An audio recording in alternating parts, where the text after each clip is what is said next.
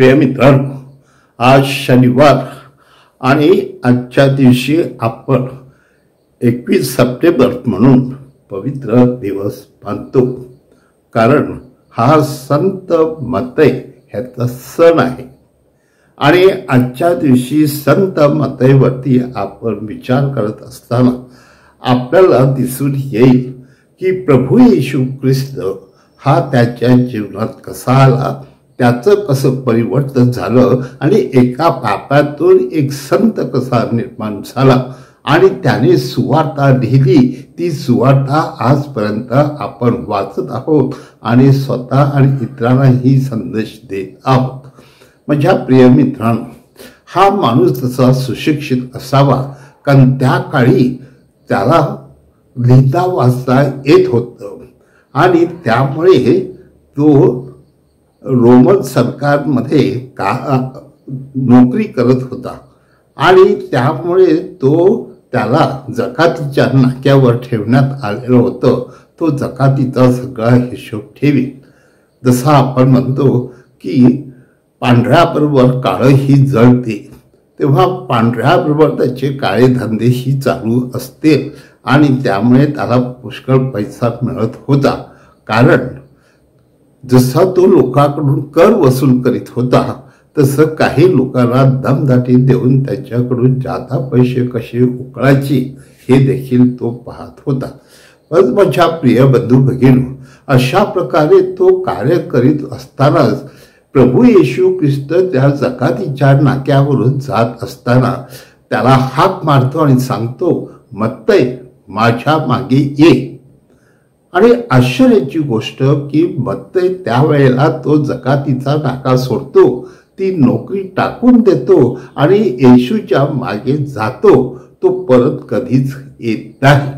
पण आश्चर्याची गोष्ट काय की त्या दिवशी मतईच्या मनामध्ये एवढा आनंद झाला आणि त्याला खरोखर स्वर्गीय आनंद झाला असावा, कारण त्याने येशूला त्या रात्री जेवणासाठी बोलावलं आणि येशू जेवायला गेला तेव्हा त्याच्याबरोबर दुसरे काही परुषी होते किंवा काही असे जकातदारही होते.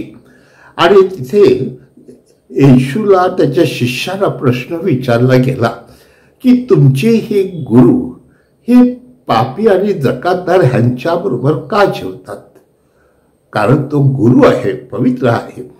आणि येशूने ते ऐकलं किंवा येशूने त्यांचं मन जाणलं आणि त्यानं सांगितलं की मी पाप्यांसाठी आलेलो आहे, नीतिमानांसाठी नाही, म्हणजेच तुमची इथे गरज नाही. असंही येशू सारखा तुम्ही स्वतःला पवित्र मानता.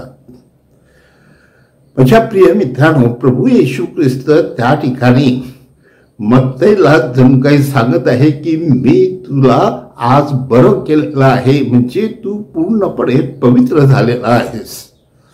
हो माझ्या प्रिय मित्रांनो, आपल्याला तर ठाऊक आहे की हे येशूचं शुभ वर्तमान हे खऱ्या अर्थाने त्याने लिहिलं आहे ते केवळ ह्या यहुदी लोकांसाठी.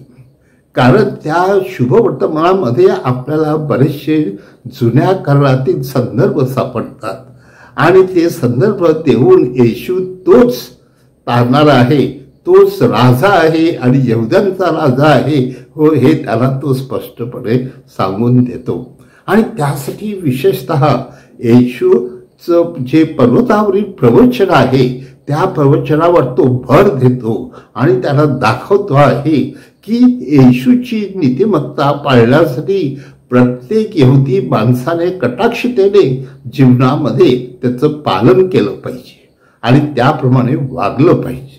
आणि म्हणून माझ्या प्रिय मित्रांनो, ज्या वेळेला आपण संत मतई ह्याकडे पाहतो तेव्हा तो आणखी महत्वाच्या गोष्टी त्या शुभ वर्तमानामध्ये आपल्याला दाखवतो.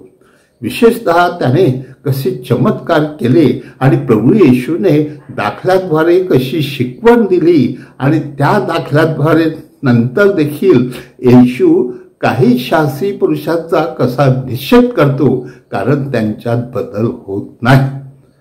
आणि हा पापी असून देखील त्याच्यामध्ये इतका बदल झाला की त्याने आपलं संपूर्ण जीवन प्रभू येशू ख्रिस्ताला वाहिलं आणि त्याच्या जीवनामध्ये पूर्ण परिवर्तन झालं. एका पाप्यातून एक संत निर्माण झाला.